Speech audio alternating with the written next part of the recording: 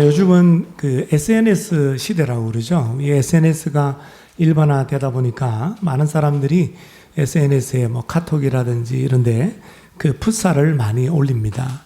우리 연세 드신 분들은 풋사가 무엇인지 잘 모르실 텐데요. 풋사라고 하는 것은 프로필 사진을 말합니다. 프로필은 뭐냐?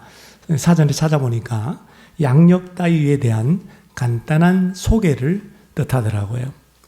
풋사는 이제 자기 자신을 드러내고 자기 자신을 소개하는 그런 수단으로 자리를 잡았습니다. 그래서 풋사는 자기 소개서, 자기 이력서 뭐 이렇게 여길 정도로 우리 젊은이들이 또 이 SNS를 사용하는 많은 사람들이 중요하게 생각합니다. 어떤 인터넷 글에 보니까 풋사를 보면 그 사람의 심리 상태를 알 수 있다는 거예요. 어떤 사람은 풋사에 보면 주로 이제 자연 경치, 산들이나 뭐 나무들 이런 걸 배경으로 풋사를 올리는 분도 있고, 또 어떤 분들은 주로 이제 가족들이나 우리 친구들 모여 있을 때 단체 사진을 올려놓는 경우도 있고, 또 어떤 분들은 먹방을 좋아해가지고 먹는 음식물을 그렇게 크로즈업해가지고 올려놓는 분도 있고, 또 꽃을 올려놓는 분, 또 자신의 얼굴 또는 자신의 얼굴의 일부분, 어떤 분들은 이 일부분만 이렇게 올려놓는 분도 있더라고요. 이렇게 저마다 풋사를 그 사진을 보면 그 사람 심리를 알 수 있다는데, 정확하게 딱 들어맞는 건 아니지만 제가 읽어보니까 어느 정도 일리가 있더라고요. 예를 들면 뭐 가족 사진을 올려놓는다. 그러면 이 사람은 가족을 굉장히 귀하게 여기는 분이라는 거예요. 거기서 행복을 느끼는 분이라는 겁니다. 그 가족을 너무너무 자랑스러워 한다는 거예요. 그래서 주로 이제 가족 사진, 가족 어떤 식사 모임이나 야유회 이런 거를 이제 주로 올린다는 거예요. 어떤 분은 친구를 소중하게 여기는 거죠. 어떤 분들은 이 얼굴의 일부분, 신체 일부분을 올려요. 근데 이분들은 굉장히 특이한 분들이에요. 뭐냐면 자기가 좀 튀고 싶고 특별하게 비춰주고 싶은 거예요. 근데 문제는 자존감이 낮아서 다 보여주지는 못하고 일부만 보여준다라고 한다라는 거예요. 오늘 이야기 듣고 또 풋사를 바꾸실 분들이 많이 계실 것 같아요. 사람들마다 이 프로필이 다릅니다. 사람들이 다 다르잖아요. 사람들이 직업도 다르고 환경도 다르고 또 뭐 생활 형편도 다르고, 그러니까 이 프로필도 다 달라요. 근데 오늘날 우리 신자들, 예수 믿는 사람들의 프로필은 저는 똑같아야 된다고 생각합니다. 어떤 프로필을 가지고 있어야 되느냐? 나의 프로필은 오늘 본문에 나오는 요셉의 프로필이어야 합니다. 당대 최고의 문명국가요. 우리 이집트, 그러면 이집트 문명 그럴 정도로 아주 그 당시에 최대의 문명국가요. 그리고 강력한 제국이었던 이집트의 왕 파라오. 우리 성경에는 바로라고 했는데 파라오입니다. 이 파라오가 이 요셉에게 붙여준 프로필입니다. 38절을 볼까요? 38절에 보니까 바로가 그의 신하들에게 이르되 이와 같이 하나님의 영에 감동된 사람을 우리가 어찌 찾을 수 있으리요. 요셉을 지칭해서 신하들에게 이 파라오가 하나님의 영에 감동된 사람이라고 그렇게 인정하고 있습니다. 하나님의 영, 즉 성령 하나님을 말하죠. 여러분, 성령 하나님은 구약 시대에는 특별한 인물을 위해서 특별한 때에 특별한 사람에게만 임해요. 사사시대에 보면 기드온, 온니엘 또는 삼손, 다윗 왕에게도 하나님의 영이 임하기도 했죠. 예언자들에게도 하나님의 영이 임했어요. 왜냐하면 예언하라고, 또 다윗 왕이 나라를 다스리라고, 전쟁에서 승리하라고 하나님께서 특별한 사람에게 특별한 때에 특별한 인물을 위해서 하나님의 영을 부어주시는 경우가 있습니다. 그런데 그 영이 계속 머물러 있는 것이 아니라 떠나기도 하죠. 소멸되기도 하고 강력하게 임하기도 합니다. 우리가 잘 아는 대로 구약의 삼손은 블레셋 민족이 이스라엘을 많이 괴롭혔어요. 하나님께서 이 삼손이라는 사사를 세워서 이스라엘 억압받는 블레셋으로부터 해방시키는 그 일을 위하여 삼손을 선택한 거예요. 삼손이 힘이 세잖아요. 어느 날 블레셋 사람들 군대가 삼손을 꽁꽁 바줄로 묶었습니다. 근데 삼손이 갑자기 힘이 세졌어요. 이 밧줄을 그냥 실타래 풀듯이 다 끊어버리고 옆에 있는 나귀의 턱뼈가 있는 거예요. 그 턱뼈를 집어다가 블레셋 사람들을 때려 죽이는 거예요. 일대 천의 싸움이 벌어진 건데 이 한 명의 삼손이 이 나귀 턱뼈를 무기로 삼아가지고 초서 1000명의 블레셋 사람들을 죽여버렸습니다. 성경에 보니까 그때가 언제냐면 여호와의 영이 그에게 갑자기 임하였더라라고 그렇게 증거하고 있어요. 그러니까 하나님의 영은 능력의 영이에요. 그때 그 전쟁에서 이길 수 있도록 특별히 사사에게 임했던 것입니다. 그러나 이 신약 시대에 와서는 모든 예수 믿는 자들에게 성령을 부어주시겠다고 이미 구약 시대의 예언자인 요엘 예언자를 통해서 예언하고 있습니다. 요엘서 2장 28절에 보면 그 후에 내가 하나님이 나의 영을 만민에게 부어주리니 늙은이에게도 부어주고 청년 젊은이에게도 부어주고 남녀노소에게 다 주의 영을 부어줘서 주의 영 여호와의 영을 받은 사람이 예언도 하고 또 꿈도 꾸고 환상도 보게 될 것이라는 예언의 말씀이 이루어지게 돼요. 그래서 지금은 예수님을 그리스도라고 구원자로 고백하고 믿는 사람들 안에 그 성령님이 들어와 계십니다. 이것을 신학적 용어로 성령의 내주하심이라고 말해요. 그러므로 오늘 예수 믿는 저와 여러분의 프로필은 하나님의 영, 성령에 감동된 사람 또는 성령의 사람, 성령에 충만한 사람이어야 될 줄로 믿습니다. 오늘 본문은 요셉이 이집트에서 종으로 팔려와서 갖은 고생을 한 지 13년이라고는 세월이 지나고 난 다음에 마치 정말 하나님의 때가 임해서 이집트의 총리가 됩니다. 파라오 다음에 서열 2위의 자리에 올라가는 장면을 그리고 있어요. 만약 당시에 SNS가 있었다면 요셉의 부사에는 바로 이 장면이, 오늘 본문의 이 장면이 사진으로 올라가 있었을 것입니다. 파라오는 자신의 인장 반지를 빼어서 요셉의 손가락에다가 끼워줍니다. 여러분 인장 반지 아시죠? 우리 영화 율브리나 나오는 그런 영화에 보면, 모세라는 영화에 보면 이 파라오가 이 반지를 가지고 이게 도장을 찍거든요. 이 인장 반지가 이 최종 결제를 하는 겁니다. 이 도장처럼. 그래서 그걸 끼워줬다는 거는 야, 너에게 내가 이 최종 결제권을 맡긴다.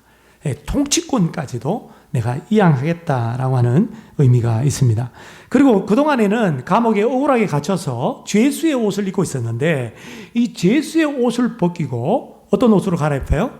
세마포 옷, 귀족들 입을 수 있는 아주 좋은, 요즘 말로 말하면 비단 옷으로 그렇게 갈아입혔습니다. 그리고 목에다가는 금사슬이라고 그랬는데 아주 금으로 만든 목걸이를 하나 그렇게 걸어주고, 그리고 버금수레, 영어 성경에 보니까 세컨드 수레입니다.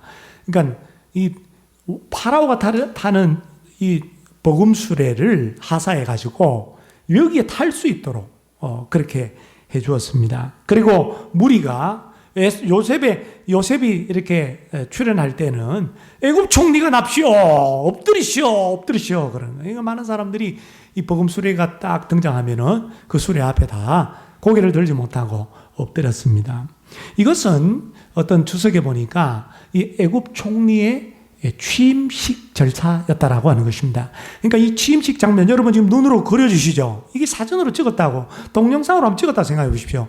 반드시 요셉의 푸사에 아마 올라갔을 것입니다. 아니면 그 당시에 신문이 있었다고 그러면 아주 특종 기사로 그 다음날 아침에 아마 실렸을 거예요. 제목은 뭡니까? 제목은 죄수에서 총리로, 총리가 된 죄수, 또는 히브리 종에서 이집트 총리로, 이집트 총리가 된 히브리 청년 또는 히브리 종이었을 것입니다.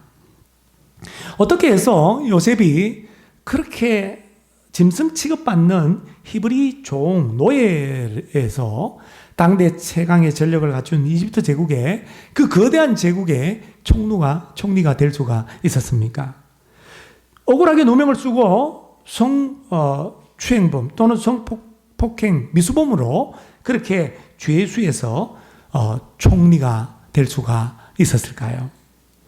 여러분, 이렇게 벼락 출세, 벼락 성공, 우리 자녀들에게 혹시 바라는 부모님들 계시지 않습니까? 꿈도 꾸지 마십시오. 왜냐하면 이것은 요셉을 우리가 묵상하면서 보았지만 이게 13년이라는 기나긴 요셉의 노예 생활, 요셉의 죄수의 생활 가운데 하나님의 연단과 하나님의 훈련 프로그램을 다 마치고 난 다음에 이렇게 애굽 총리가 된 거예요. 갑자기 된 것이 아닙니다. 인고의 세월, 하나님의 훈련 프로그램을, 고난의 학교를 그 이수 과목을 잘 이수하고 나니까 하나님께서 졸업시켜 주시고 애굽의 총리로 존귀케 해 주신 줄로 믿습니다.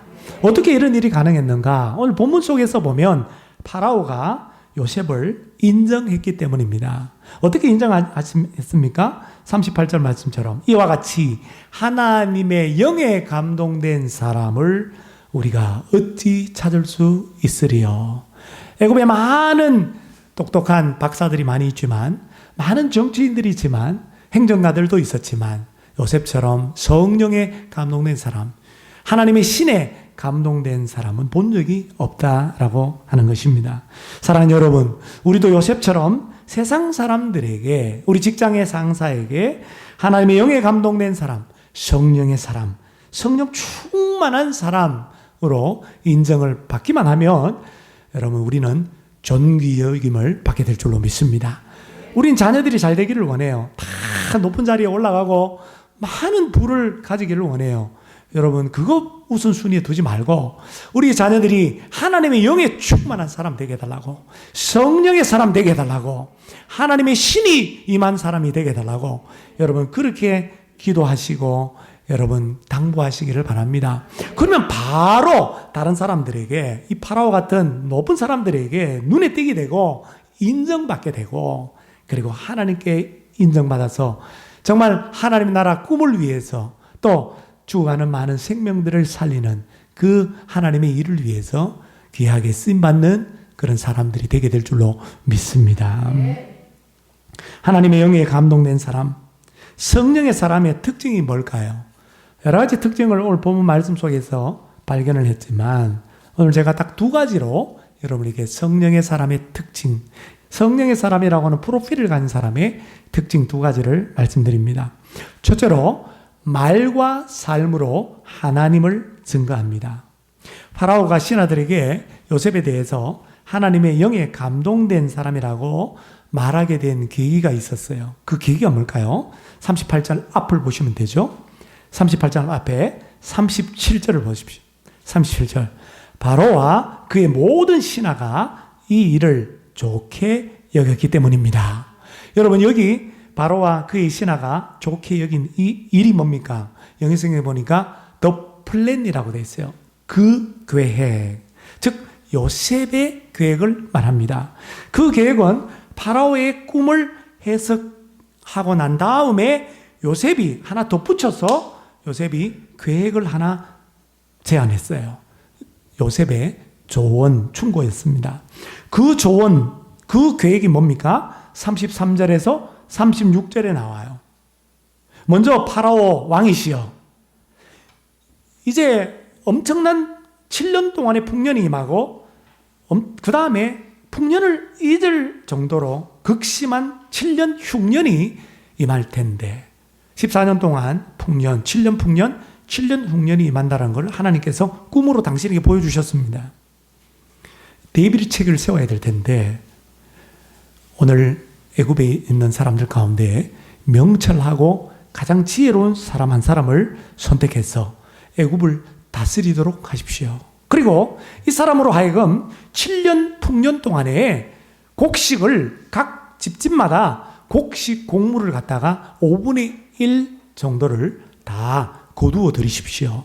그래서 그것을 창고에 보관해 두고 7년 흉년이 임했을 때에 이것을 끄집어내어서 팔아서 흉년 가운데 굶어 죽는 사람이 없도록 하십시오.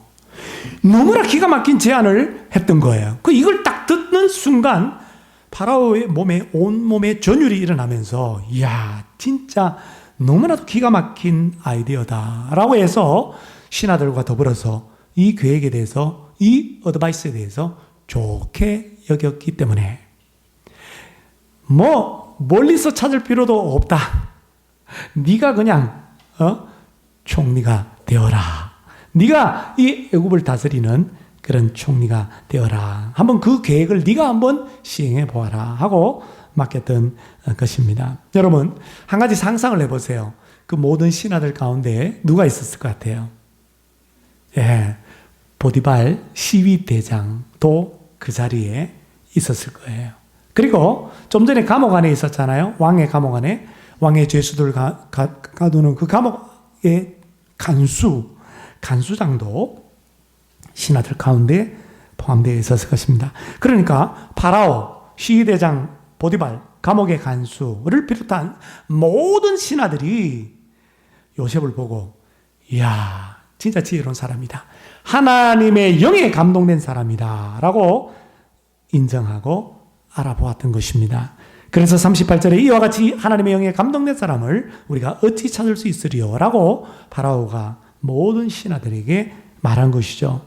여러분, 자기 자신을 태양의 아들, 그리고 이 신적 존재로 우상화시켰던 그 이집트 제국의 파라오가 그의 신하들에게 입을 열어서 내뱉은 첫 마디가 뭐냐면 하나님이었다는 거. 하나님을 모르는 사람이에요. 이스라엘의 하나님을 모르는 사람이지만 하나님의 영에 감동된 사람 요셉이라고 그렇게 말했던 것입니다. 또한 파라오가 요셉에게 뱉은 첫 마디도 하나님이었습니다. 39절을 보세요. 39절에 보니까 요셉에게 이르되 하나님이 이 모든 것을, 그 계획과 그 꿈에 대한 해석을 너에게 보이셨으니, 하나님이 요셉에게 파라오의 꿈을 해석하게 하시고 그리고 그 꿈에 나타난 흉년을 대비할 수 있도록 탁월한, 정말 너무나 좋은 계획을 알게 해주셨다라고 하는 것입니다. 다시 말하면 파라오는 지금 뭘 하고 있는 겁니까? 하나님께 자기도 모르게 영광을 돌리고 있는 것입니다. 여러분, 하나님을 모르는 사람이 어떻게 이렇게 하나님께 영광 돌리는 이런 일들이 벌어질까요? 요셉이 파라오에게 입을 열어서 하나님을 증거했기 때문입니다. 16절 말씀을 보세요. 16절. 요셉이 바로에게 대답하여 이르되 내가 아니라 하나님께서 바로에게 편안한 대답을 하실 것입니다. 25절에 요셉이 바로에게 이르되 바로의 꿈은 하나입니다. 하나님이 하실 일을 바로에게 보이심입니다. 28절. 내가 바로에게 이르기를 하나님이 그가 하실 일을 바로에게 보이신다 함이 바로 이것입니다. 32절. 바로께서 꿈을 2번 겹쳐 꾸신 것은 하나님이 이 일을 정하셨음이라. 하나님이 속히 행하시리라. 그러니까 7년 풍년과 7년 흉년을 하나님께서 곧바로 시행하실 것이라는 겁니다.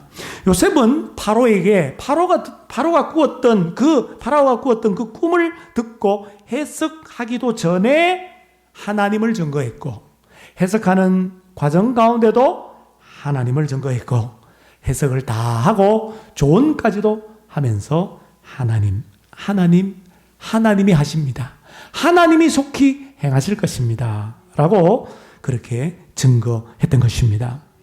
요셉의 삶을 보면 지난날 삶이 13년이라는 삶이 요셉이 종으로 팔려와서 죄수의 몸으로 얼마나 많은 고난을 겪어야만 했습니까? 그런데 그 고난이 그로 하여금 하나님을 증거하는데 아무런 방해거리가 되지를 못했다라는 거예요. 오히려 그 고난 속에서 그는 입을 벌려 하나님을 알리고 하나님을 증거했습니다. 여러분, 보디발 아내가 이 젊은 청년 요셉을, 준수하고 인물 좋은 청년을 성적으로 유혹을 했었잖아요.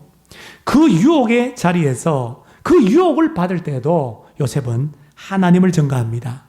부인, 내가 어찌 이 큰 악을 행하여서 하나님 앞에 죄를 짓겠습니까? 감옥에서도 억울한 누명을 뒤집어 쓰고 감옥에 갇혔지만, 그러나 술 맡은 장관, 떡 굽는 장관 앞에서도 그들이 꿈을 꾸었을 때 해석은 나에게 있는 것이 아니라 꿈의 해석은 하나님께 있지 아니합니까? 라고 하나님을 증거했었죠. 그렇게 보면 요셉은 말로 계속해서 하나님을 증거했습니다. 하나님을 모르는 사람들에게 하나님을 알려주었습니다. 놀랍게도 요셉은 말로만 아니라 그의 삶으로도 하나님을 지난 13년 동안 증거했어요.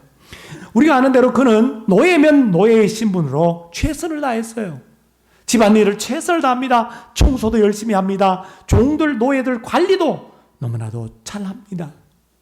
그래서 눈에 띄었던 거죠. 그래서 가정 총무 자격으로 보디발 장군의 모든 가정 살림을 책임지고 맡을 수가 있었던 것이죠. 보디발이 볼 때, 야, 이 사람은 정말 하나님이 함께하는 사람이구나. 어떻게 이렇게 일을 잘하지? 이 사람이 하는 모든 일마다 복이 다 임하는구나. 우리 가정이 이렇게 번영하고 형통한 것은 요셉 때문이구나. 그렇게 인정을 하게 됩니다. 감옥에서도 마찬가지예요. 죄수의 몸으로 갇혔지만 간수장에게 눈에 띄었어요. 얘는 다른 죄수들하고 좀 다르네. 그래서 이 감옥에 있는 모든 죄수들을, 그 흉악범들을 관리하는 일 얼마나 힘들고 어렵겠어요. 보통 질이 나쁜 사람들이 거기 모였겠습니까? 그런데도 그거를 잘 죄수들을 관리했어요. 인정받았죠. 여러분, 결국에는 애굽의 총리의 자리까지 올라가게 되지 않습니까? 늘 그가 하는 일이 형통했고 그가 하는 일마다 평탄하고 번영한 그 삶을 보고 하나님이 함께하는 사람이다. 주의 영이 임한 사람이다. 하나님의 영에 감동된 사람이다. 라고 하는 것을 많은 사람들에게 삶으로 보여주었던 것입니다. 요즘 말로 말하면 이런 거예요. 직장의 동료들이 나를 보고, 예수 믿는 나를 보고, 야, 너처럼 하나님의 영에 감동된 사람을 내가 본 적이 없구나. 너처럼 일을 이렇게 완벽하게 해놓는 사람 본 적이 없구나. 다른 사람들은 다 요령을 피우는데 너는 어떻게 그렇게 작은 일, 하찮은 일도 그렇게 최선을 다해서 하는구나. 정말 네가 하나님을 믿는 사람이니 정말 다르구나. 하나님을 알지 못하는, 믿지 않는 사람들의 입에서 나를 보면서 이렇게 하나님을 잘 믿는 사람 내가 처음 봤다. 이게 진짜 신앙이지. 이게 진짜 예수 믿는 사람의 모습이지. 라고 감탄하는 말이 튀어나오는 겁니다. 나의 가장 가까운 가족들, 같이 함께 살고 있는, 동거하고 있는 가족들, 믿지 않는 가족들의 입에서부터 너는 완전 그리스도인이야. 너는 엄청난 그리스도인이야. 라고 그렇게 하는 말이 튀어져 나오는 거예요. 지난 한 주간 동안 새 가족들 신방하면서 새 가족들 중에 어떤 분이 그러시더라고요. 우리 시어머니 완전 그리스도인이라고. 엄청난 그리스도인이라고. 제가 그 말을 듣고 생각했어요. 아, 그렇구나. 가장 가까이 있는 사람들에게, 가족들에게 정말 완전 그리스도인이다. 정말 진짜 그리스도인이다. 이런 인정을 여러분 받아야 되지 않겠습니까? 사랑하는 여러분, 하나님을 알지 못하는 사람들의 입에서, 우리 주위 사람들로부터 나에 대해서 무슨 말이 튀어져 나옵니까? 나를 바라보고 그들이 무슨 말을 하고 있습니까? 저 사람이 예수 믿는 사람이었어? 어떻게 예수 믿는다는 사람이 어떻게 저렇게 거짓말을 잘 쳐? 사기를 저렇게 잘 쳐? 혹시 이런 말을 듣고 있지는 않습니까? 굉장히 곤란합니다. 말로, 삶으로 하나님을 증거하셔서 이제 하나님의 영에 감동된 사람 내가 본 적이 없네. 성령의 사람 다르구나. 라고 하는 그런 칭찬을 받을 수 있기를 바랍니다. 예수님께서 이렇게 말씀하셨어요. 마가복음 16장 15절에 보면 너희는 온 천하에 다니며 만민에게 복음을 전파하라. 복음을 어떻게 전파해요? 말로 전파해야죠. 입을 벌려 전파해야죠. 여러분, 성령의 사람은 말로 하나님을, 예수님을 증거하는 사람입니다. 마태복음 5장 16절에 보면 이같이 너희 빛이 사람 앞에서 비치게 하여 그들로 너희 착한 행실을 보고 착한 삶을 보고 하늘에 계신 너희 아버지께 영광을 돌리게 하라. 파라오가 하나님께 영광을 돌린 것처럼, 요셉의 삶을 보고 감동받은 것처럼 오늘 저와 여러분들의 삶을 보고 착한 행실을 보고 착한 삶을 보고 여러분 하나님을 그들이 알게 되기를 바랍니다. 여러분들이 그 삶을 통해서 하나님을 증거할 수 있기를 바랍니다. 그래서 그 사람들이 하나님께 영광 돌릴 수 있기를 바랍니다. 여러분, 이것은 내 힘으로 안 됩니다. 나의 의지와 나의 결단으로 되지 않습니다. 나의 노력으로 되지 않습니다. 오직 성령으로, 내 안에 계신 성령으로 되는 줄로 믿습니다. 그래서 사도행전 1장 8절에 보면 오직 성령이 너희에게 임하시면 너희가 권능, 여기서 다이너마이트라고 하는 단어가 왔죠. 이 다이너마이트와 같은 이 파워를 받고 예루살렘과 온 유대와 사마리아와 땅끝까지 내 증인, 예수의 증인이 되리라 라고 말씀합니다. 요셉은 기회가 있을 때마다 하나님을 증거하는 말을 했고 하나님을 증거하는 삶을 살았습니다. 사랑하는 성도 여러분, 입을 열어서 하나님을 증거하고 계십니까? 여러분의 삶을 통해서 주위에 있는 사람들에게 하나님을 나타내고 계십니까? 요셉처럼 일상적인 삶의 현장 속에서 말과 삶으로 하나님을 증거하셔서 하나님의 영으로 감동된 사람, 성령의 사람, 성령 충만한 사람이라고 하는 프로필을 얻게 되는 우리 모두가 되시기를 바랍니다. 두 번째 성령의 사람의 특징은 난관을 헤쳐나가는 명철과 지혜가 있습니다. 39절 하반절 40절 상반절에 보면 너와 같이 명철하고 지혜 있는 자가 없도다. 또 다른 프로필이 주어집니다. 명철하고 지혜 있는 자. 너는 내 집을 다스리라. 파라오가 요셉에게 한 말이죠. 요셉이 앞서 파라오에게 7년 중년을 대비하기 위해서 33절에 명철하고 지혜 있는 사람 한 사람을 택하여 애굽 땅을 다스리게 하십시오 라고 제안을 했는데 파라오가 볼 때는 그런 사람이 너밖에 없어. 요셉, 너가 명철하고 지혜 있는 자야. 그러니까 네가 오늘부터 애굽을 다스려. 총리가 되어라 라고 말한 것이죠. 여러분, 파라오는요, 이거 산전수전 다 갖고 정치 구단입니다. 그러니까 파라오는 굉장히 영리한 사람이에요. 여러분, 이 거대한 제국을 통치하려고 하면 이 파라오가 얼마나 많은 지식을 가지고 있어야 돼요. 얼마나 똑똑해야 되고 얼마나 많은 것을 여러분 터득해야 됩니까? 리더십도 있어야 되죠. 이집트 통치자답게 그는 모든 것을 다 한눈에 꿰뚫어 볼 수 있는 능력을 가진 사람이에요. 사람을 볼 수 있는 안목도 있는 사람이에요.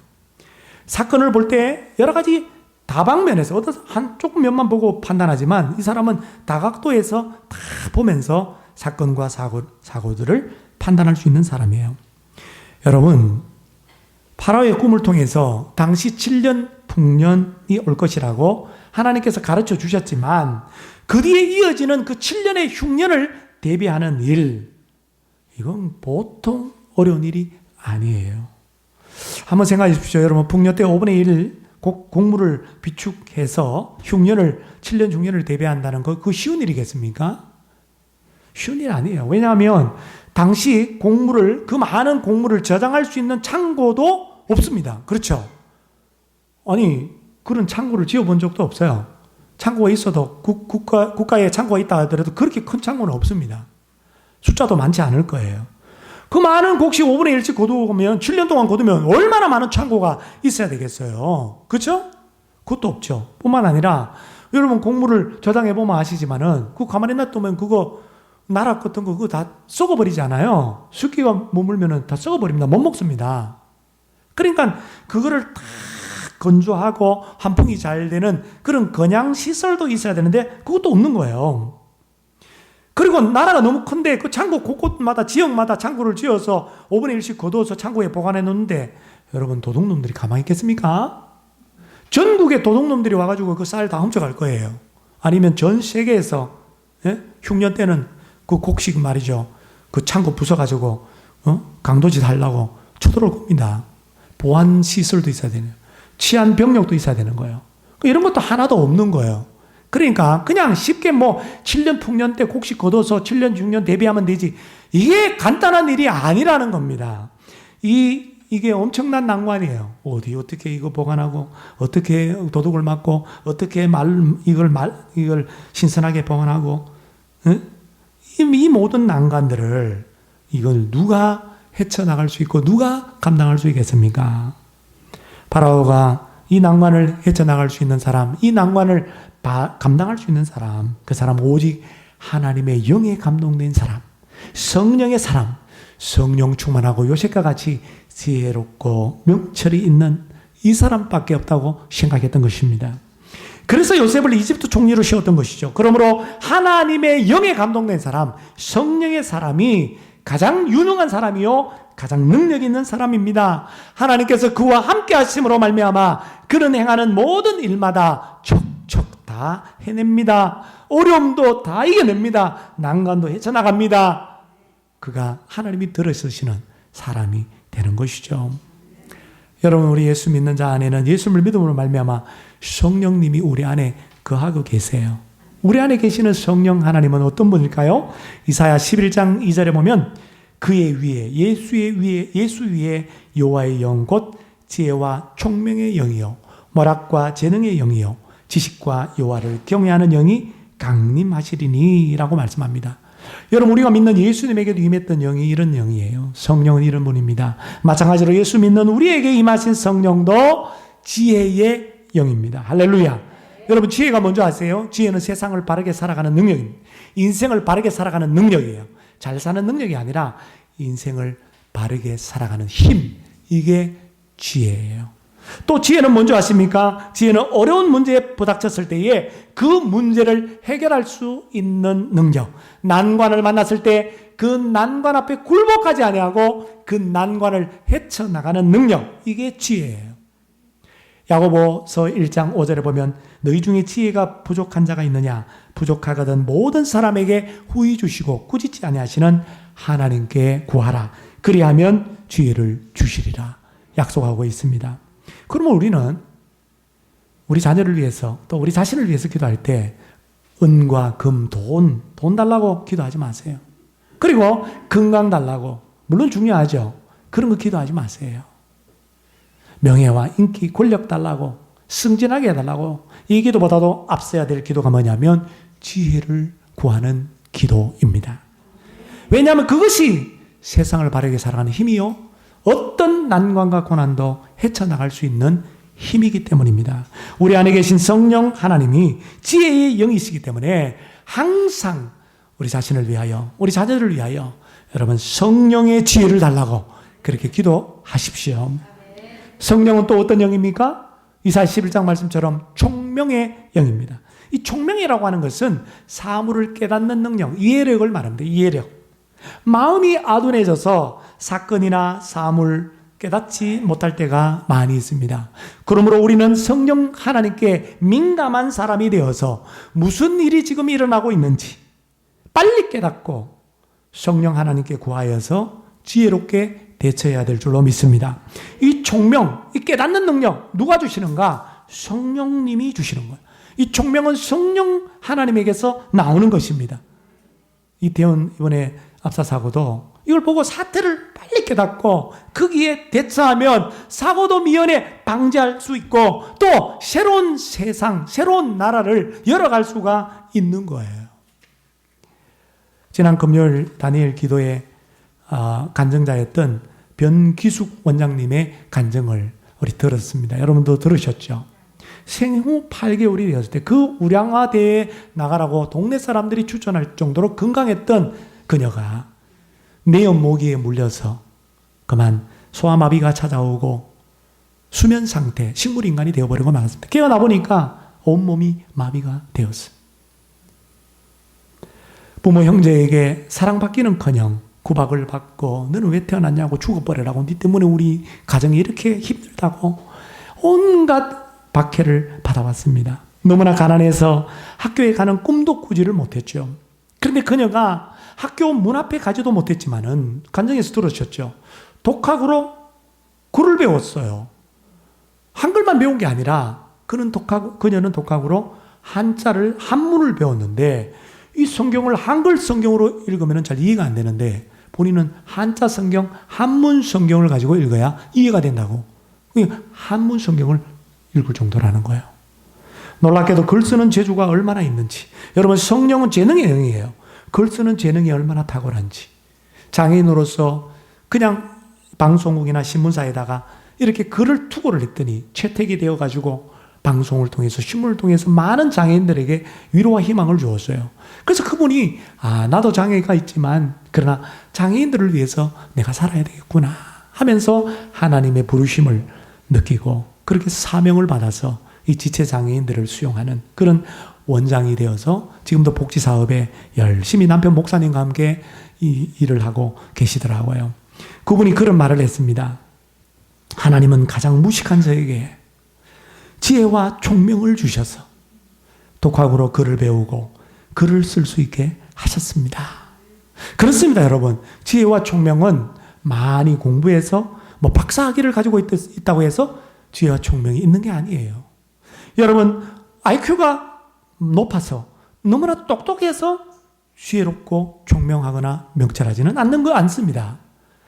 지혜와 총명, 이 명철은 지혜와 총명의 영이요, 명철의 영이신, 재능의 영이신 성령님이 우리에게 임하여만, 그 성령님이 우리에게 주셔야만 얻을 수 있는 것인 줄로 믿습니다. 오늘 병기숙 원장님이 그랬고, 오늘 요셉이 그랬고, 우리 예수 믿는 여러분, 초등학교 나오지 못한 할머니, 우리 권사님들 보면 얼마나 지혜로운지 몰라요. 저런 지혜가 어디서 왔을까? 감탄할 때가 많습니다. 성령 하나님이 주시는 지혜인 줄로 믿습니다.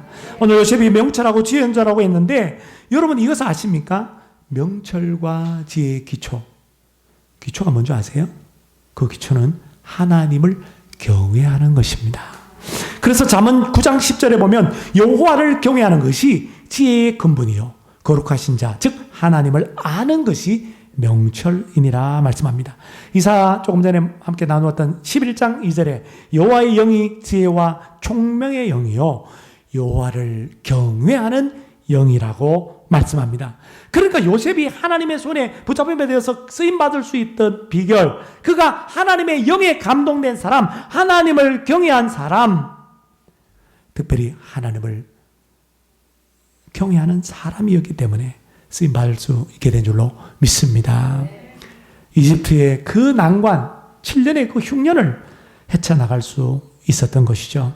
그러므로 하나님이 들어서시는 사람은 어떤 사람일까요? 요셉처럼 성령으로 충만하여서 성령의 지혜와 성령의 총명과 성령의 명철과 성령의 재능과 성령의 모략으로 가득 찬 사람입니다. 하나님을 섬기는 사람, 하나님을 사랑하는 사람, 하나님을 공경하는 사람, 하나님을 예배하는 사람, 하나님을 경외한 사람입니다. 사랑하는 여러분, 이 나라 이 민족의 대통령을 비롯한 정치 지도자들, 모든 행정가, 모든 지도자들이 이 난관을 헤쳐나갈 수 있는 명철하고도 지혜로운 사람 될 수 있도록 여러분 기도해 주시기를 바랍니다. 저와 여러분은 어떻습니까? 인생의 난관 앞에서 꼬꾸라지는 사람입니까? 아니면 그 난관을 정면으로 헤쳐나가는 명철하고 지혜로운 사람입니까?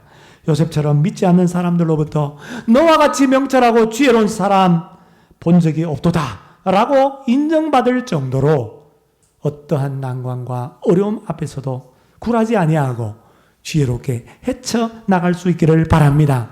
그래서 하나님의 영에 감동된 사람, 성령의 사람, 성령 충만한 사람이라고 하는 저와 여러분의 프로필이 주어지기를 주님의 이름으로 축원합니다.